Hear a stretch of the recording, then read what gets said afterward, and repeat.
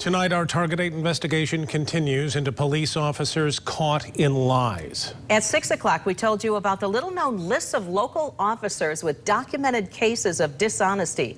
27 in West Michigan alone, some of their deception dating back decades. And as Target 8 investigator Ken Coker found, it can lead to criminals walking free. Ken? Brian and Sue, these lies follow the officers for the rest of their careers. That's because prosecutors are required by law to notify defense attorneys about their transgressions if they're called as witnesses in a trial. The driver didn't see the oncoming Kent County Sheriff's cruiser as he pulled out from a red light in March. Cut off the deputy, never a good thing, especially with $1,000 worth of heroin in your pocket. The deputy was searching that driver when a second deputy showed up and spotted the baggie of powder dangling from a pocket of the driver's sweatpants. Busted, a 4-time felon facing likely prison time. And this was a solid case, except for one thing. The deputy who made that stop was Kenyatta Weaver Jr., who already had a record of lying to his own department. And there was no dash cam video to back him up. The suspected dealer's defense attorney, Jeannie Reed, filed a motion to dismiss the heroin case, arguing that the only evidence was, quote-unquote, the testimony of an habitual liar. Last month, Kent County prosecutor Chris Becker agreed. All we had was the deputy's testimony, and given his past history, I felt we could not trust that, so I had made the decision to dismiss the case. How much does that hurt your office, having a deputy out in the street who you can't trust? Well, obviously, it makes it very difficult. Weaver's trouble started in June 2019 when he threw punches and pulled a gun in an off-duty brawl at a trailer park in Byron Township. He lied to responding deputies about the fight and the gun, according to police reports. No, we weren't fighting.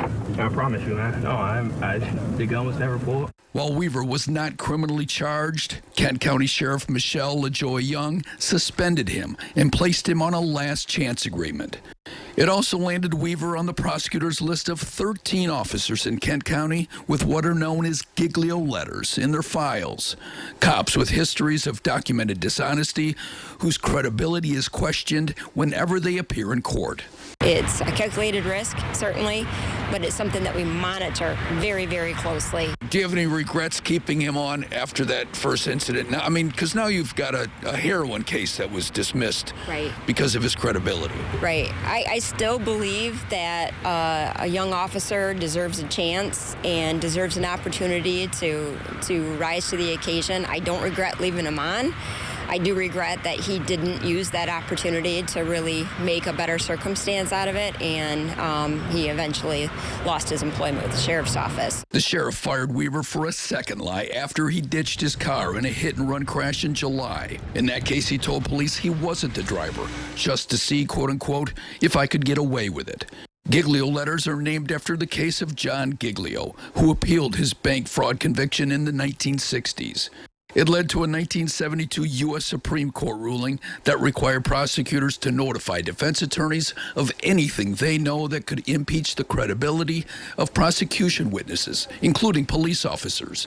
The Kent County Prosecutor's Office released the Giglio letters for the 13 officers to Target 8 in response to a public records request. You're putting me in a real bad place right now, but you understand what I gotta do, so. They include 11 Grand Rapids officers, among them then Sergeant Thomas Warwick and Officer Adam Ickes of the Grand Rapids Police Department, who were suspended and made the list for knowingly making false statements in the highly publicized November 2016 wrong-way crash of then Assistant Prosecutor Josh Kuipers. Josh, go ahead and step out for the car for me real quick, okay? Cops call it being giglioed. And we'll be starting. The Kalamazoo County prosecutor says he recently dismissed a drug and weapons case and separate assault charges after finding that officers involved were dishonest. He refused to identify the officers, their police departments, or the suspects. There are difficult decisions that have to be made throughout the criminal justice process, and having people involved whose credibility has been called into question just complicates it even more. In one case, it was video, including body cam footage, that contradicted the officer. When we watched it, we saw something else happen versus how the officer interpreted it. The officers were later fired. This is about doing what's right, and it's never okay for us to pursue a criminal case based on information or witnesses who we have questions about whether or not they're telling the truth. We have much more on our website, including a breakdown by county of officers with documented cases of dishonesty. I'm Target 8 investigator Ken Kolker.